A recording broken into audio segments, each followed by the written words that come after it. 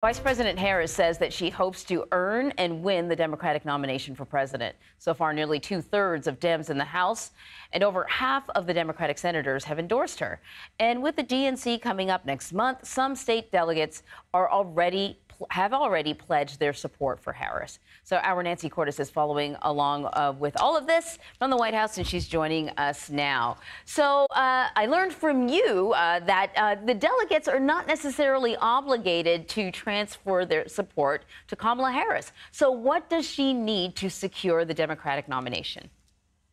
They're not obligated to support her, but they went into this process planning to support the man who was at the top of the ticket, the top of the Biden-Harris ticket. But now that he has stepped aside, I think it is reasonable to assume that barring some major development, Anne-Marie, they are, by and large, going to back Kamala Harris. You saw basically the entire party apparatus come out in support of her yesterday. A handful of leaders didn't, but that was mostly so that they could allow the rank and file to get behind her first, so that this didn't appear to be some kind of coronation. I don't think that you're going to see any major opposition to her among mainstream Democrats, and there aren't even any outside Democrats who are challenging her at this point for the nomination. Just this morning on CBS Mornings, Joe Manchin, the independent senator from West Virginia, said he's not going to mount a campaign. And so I think at this point, her path to the nomination appears all but assured. Doesn't mean that she is going to take anything for granted. At least that's the message that she's trying to send by making 10 hours worth of calls to Democrats from all over the country yesterday to tell them that she wants to win their support. Yeah, and I think she was also on a call yesterday with, I guess, voters. It was something like 40,000 people on this phone call. Right. A substantial amount of money has been raised over the last 24 hours, nearly $50 million. How important is it for her to prove to other supporters, other donors, that she has the ability to bring the grassroots along with her, including, you know, their paychecks, not their paychecks, but including having them willing to donate to the Democratic Party? It's very important because there had been major Democratic donors over the past few weeks, either closing their wallets or warning that they were going to close their wallets out of concerns about President Biden's viability. And Harris being able to raise this much money, the largest haul in one day of this campaign 2024 cycle, according to the Harris campaign, that sends a powerful signal to these large donors that it is safe to open their wallets up once again. And of course, that is of paramount importance to the Harris campaign. And doesn't it still feel a little bit odd to call it the Harris campaign rather than the Biden campaign or the Biden-Harris campaign? But that's crucial because former President Trump's campaign had caught up to the Harris campaign when it comes to cash on hand. That was an advantage that they had enjoyed for quite some time, and they'd like to return to that. All right, Nancy, thank you very much. You're welcome.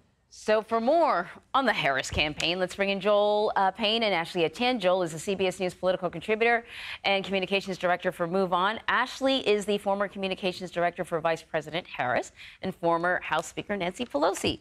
Great to see both of you. Joel, I'm going to start with you and touch on something that Nancy sort of brought up. You know, what Nancy said is that the suggestion that there may be anyone who comes forward to challenge Kamala Harris, it's probably not going to happen. The only person that maybe there was a possibility, Joe Manchin said this morning, he's not interested at all. But there have been calls for transparency. The Democratic Party has been criticized before for coronations, essentially, picking and choosing who will be at the top of the ballot. What will the party have to do in terms of messaging so that people feel like Kamala Harris earned that position?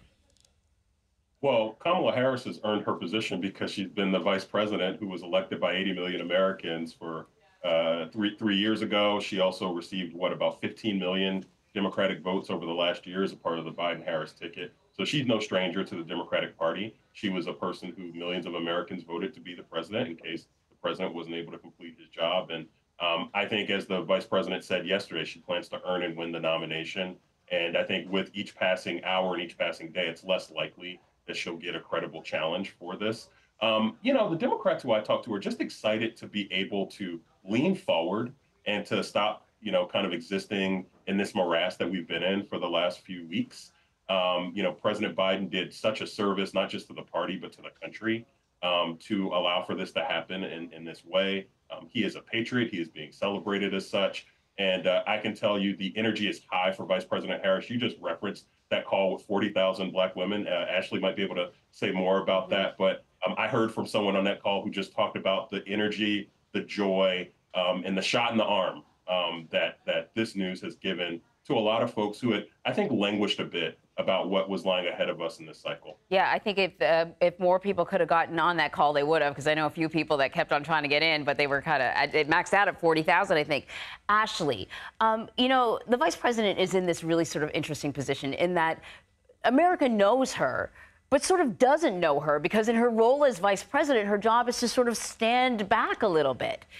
Now's her opportunity for the American people to get to know her. You worked closely with her. Who is Kamala Harris? Well, I'm glad you asked that question, because I think too often we don't talk about women leaders in the context of their leadership qualities and what they bring to the table. And we also, mostly talk about them in very superficial ways: up, down, success, good, bad. So what I appreciate most about the vice president is her ability to see people. I remember working with her at the White House, and she would tell us all the time, her staff, when you go into the Oval Office or when you go into the Roosevelt Room, you bring the people to the table who don't even know those rooms exist. And so what she has the ability to do and force us to do and force that building to do, and therefore the entirety of the government, is to consider all people, to see all people. And that shows up not just in her ethos, but it shows up in practice. How do you legislate? How do you solve, for example, a COVID crisis in rural America? Her idea was we need to take mobile vans to meet these people where they are. I mean, that part of the conversation wasn't there before, or challenging the room to think about rural America not in the context of race. So that's what I really appreciate about her, and that's what's necessary and needed from a leader today, especially as the country starts to is in the midst of diversifying, but also in the midst of great turmoil, where we need to really come together as a community. She has the ability to do that. It's consistent with who she is consistent with the way that she's raised, and it's consistent with how she's legislated. So, Ashley, I'm curious. Observers have said that she's excellent when she is campaigning for other people, but finds it more challenging when it comes to campaigning for herself. What needs to be different this time around so that the American people can really understand what her vision of America is going to be? No, and I think that's such an excellent point, because this is not just unique to Kamala Harris. I see this a lot with women leaders. I've worked for the two most powerful women in the world, and that's a consistent thing that I've seen with women leaders, is they want to sort of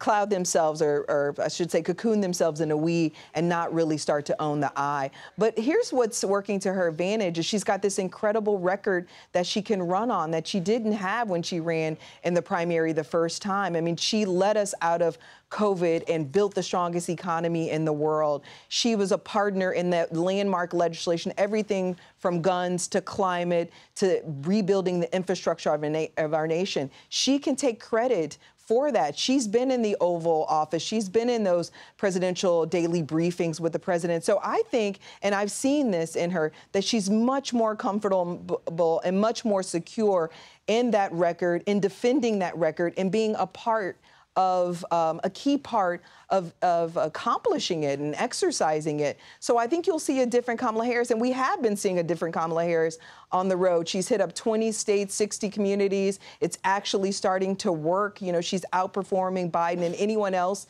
in the Democratic Party among that broad coalition that he built in 2020. So I think she's